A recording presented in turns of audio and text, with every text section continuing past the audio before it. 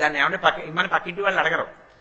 కానీ గురువు గారి ఆస్తి ఆయన వాక్కు, గురువు గారి ఆస్తి ఆయన ఉపదేశం, గురువు గారి ఆస్తి ఆయన నమ్మిన సంప్రదాయం, గురువు గారి ఆస్తి ఆయన జపం చేసిన మంత్రం, గురువు గారి ఆస్తి ఆయన నమ్మిన ఈశ్వరుడు.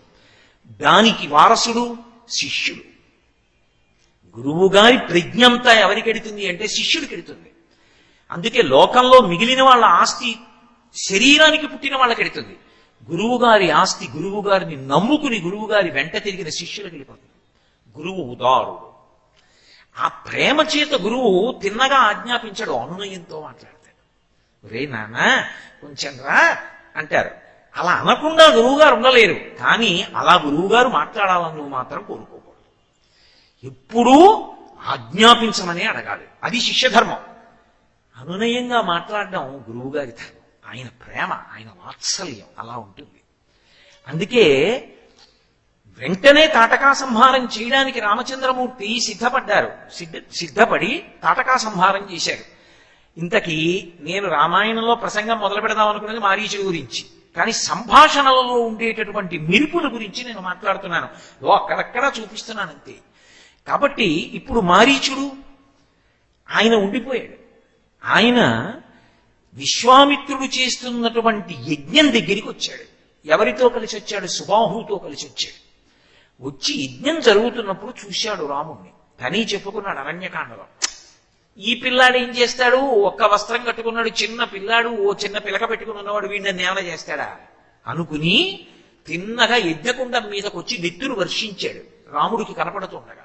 రాముడు లక్ష్మణస్వామి వంక తిరిగాడు. తిరిగి అన్నాడు, మానవం పరమోదార అస్త్రం పరమభాస్వరం చిక్షేప పరమ క్రుద్ధో మారీచోరసి రాక్షస అన్నాడు. లక్ష్మణ, వీణ్ణి చంపను, జీవితాంతం గుర్తుండిపోయే దెబ్బ కొడతాను అని మానవాస్త్రం ప్రయోగించాడు. మానవాస్త్రానికి ఒక లక్షణం ఉంది, చాలా చల్లగా ఉంటుంది. చాలా చల్లగా ఉండి స్పృహ తప్పిపోయేట్లు చేస్తుంది. ఆ అస్త్రం పెట్టి కొట్టిన కారణం చేత స్పృహ తప్పిపోయినటువంటి మారీచుణ్ణి ఆ అస్త్రం 100 యోజనముల సముద్రం అవతలకి తీసుకెళ్లి సముద్రంలో పారేసింది. వాడికి తెలివొచ్చి అమ్మ బాబోయ్ రాముడి జోలికి వెళ్ళకూడదని లక్కాపట్టణానికి వెళ్ళిపోయాడు.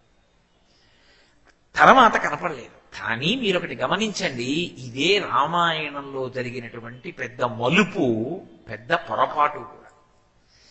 అదే కృష్ణ భగవానుడు అనుకోండి, అవతార స్వీకారం దగ్గర నుంచి ఎక్కడా ఎవరిని ఏ కారణానికి వదిలిపెట్టడు.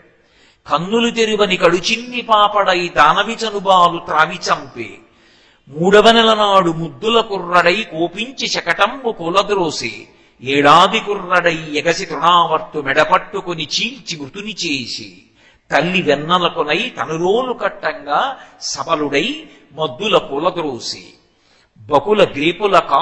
పశుల గ్రేపుల కాచుచూ బకుని చీల్చి ఆయన ఒక్కడిని విడిచిపెట్టలేదు. కన్నులు తెరవని కడుచిన్ని పాపడయుండి పూతనా సంహారం చేశాడు. అంత గొప్పగా రాక్షస సంహారం చేస్తాడు తప్ప ఏ ఒక్కడిని వదిలిపెట్టాడు. రాముడు మనుష్యుడిగా వచ్చాడు, ఈశ్వరుడిగా రాలేదు. అందుకే రామావతారం మనుష్యుడికి అంత దగ్గరగా ఉంటుంది. దేవాలయం మీద సుదర్శనం కనపడింది అనుకోండి, విమానం మీద, లోపల ఉన్నవాడు ఎవరో మనకి తెలియదు. అది ఆదికూర్మానికి దేవాలయమో, వామనమూర్తికి దేవాలయమో, లేకపోతే లక్ష్మీనారాయణ స్వామి ఆలయమో మనకి తెలియదు. కానీ పైన విమానం మీద సుదర్శనం కనపడితే విష్ణువాలయం అంటాం. కానీ రామాలయాన్ని విష్ణువాలయం అనరు లోకంలో, రామాలయం అని అంటారు. సీతమ్మని లక్ష్మీదేవిని ఎవరనరు, సీతమ్మ అంటారు. ఎందుకని అంటే రాముడు నరుడికి అంత దగ్గరయ్యాడు. రాముడంత దగ్గరైపోయినటువంటి నరుడు లోకంలో ఇంకో లేడు. ఇంకా ఏ అవతారం కూడా మనుష్యునికి అంత దగ్గరగా రాలేదు. 16 మనుష్యుడిగా ప్రవర్తించాడు. రామాయణంలో రాముడు దేవుడని చదివితే ఎంత పనికొస్తుంది అంటే చెప్పడం చాలా కష్టం. రాముడు నరుడని చదివితేనే రామాయణం పనికొస్తుంది.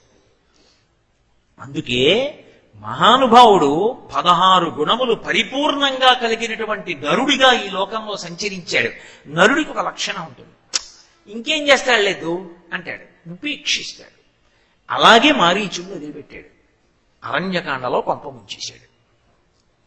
మానవాస్త్రం పెట్టి కొట్టకుండా చంపేస్తే ఏమై ఉండేదో రామాయణం.